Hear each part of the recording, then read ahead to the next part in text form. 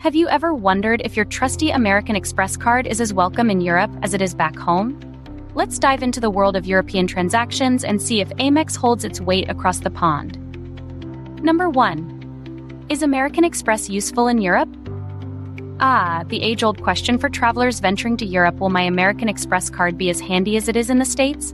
The good news is, yes, it can be useful, but with a few caveats. Across Europe, American credit cards do work in many places frequented by tourists.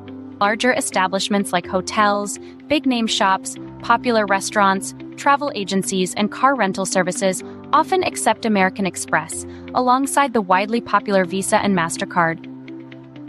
However, it's essential to note that while Amex is accepted in these larger establishments, it might not be as prevalent as Visa or MasterCard. The Discover card, for example, is practically unheard of in Europe.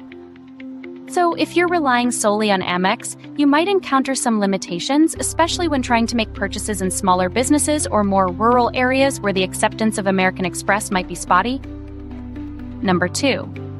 Why doesn't Europe take American Express? Now, let's address the elephant in the room. Why isn't American Express as widely embraced in Europe compared to its counterparts? The main reason boils down to economics.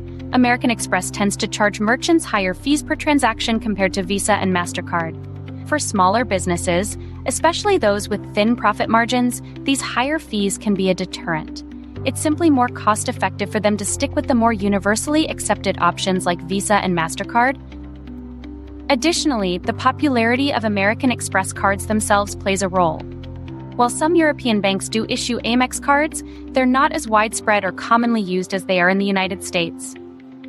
This combination of higher fees for merchants and lower cardholder numbers makes American Express less appealing for many businesses across Europe.